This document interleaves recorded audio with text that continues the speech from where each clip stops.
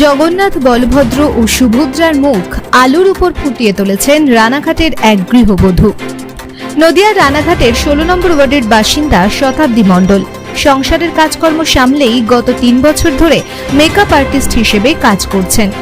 পাশাপাশি কচি কাঁচাদের ছবি আঁকাও শেখান তিনি। বরাবরই অন্য কিছুর সৃষ্টির উপর তার ঝোঁক। এর আগেও লাউয়ের উপর দুর্গার মুখ এবং জীবন্ত কালী সাজিয়েও সমাজ মাধ্যমে বেশ প্রশংসিত হয়েছিলেন তিনি। তবে এবার সবকিছু থেকে একেবারে আলাদা। জগন্নাথ, বলভদ্র ও সুভদ্রার মুখ ফুটিয়ে তুলতে বেছে নিয়েছেন প্রায় 250 গ্রাম ওজনের 3টি আলু। সেগুলির উপরেই রং, তুলি, প্রসাধনীর নানান উপকরণ দিয়ে এঁকেছেন ত্রয়ী দেবতাদের।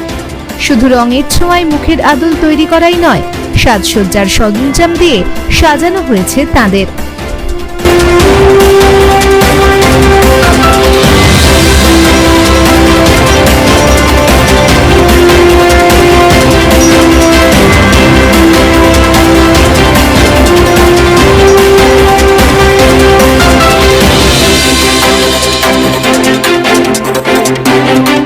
আমি প্রত্যেকবার যেরকম লাউয়ের ওপরে দুর্গা করেছি, জীবন্ত মানুষের ওপরে মা কালী করেছি, তো এইবারও আমি রথযাত্রা উপলক্ষে একটু অন্য কিছু করার চেষ্টা করলাম। তো আগেরবারও যেরকম ভালোবাসা সবার পেয়েছি, তো এইবারও আশা করছি সেরকম কিছু পাবো। তো এটা আপনাদের এখন দেখুন কীরকম। এবারে আমি আলুর ওপরে বলরাম, সুভদ্রা, জগন্নাথ তৈরি করেছি।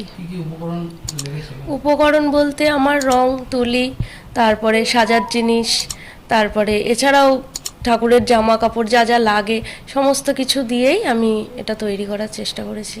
কতদিন সময় লেগেছে? এটা আমার খুব বেশি 6 থেকে 7 ঘন্টার মধ্যে আমার হয়ে গেছে। আপনি কি করেন? আমি এমনি পেশায় মেকআপ আর্টিস্ট, এছাড়াও আমি ছবি টবি আঁকাই, শেখাই। আমার এগুলো ভালো লাগে রং তুলির মধ্যে থাকতে। এই যে সারাদিনের সংসার সবকিছু কাজকর্ম সেরে এটা করতে কতটা সময় পান আপনার স্বাচ্ছন্দ্য? আমি সব কিছুই ম্যানেজ করে নিই, সব কিছু করেই যেইটুকু সময় পাই আমি এই সব জিনিসের ওপরেই সময়টা কাটিয়ে দিই। পরিবারে কে কে আছেন? পরিবারে আমার হাজবেন্ড আছে, আমার ছেলে আছে, আমার সাথে আমার দিদা থাকেন। ব্যাস, আমরা এইটুকুই। কি নাম বলেন আপনার? শতাব্দী মণ্ডল।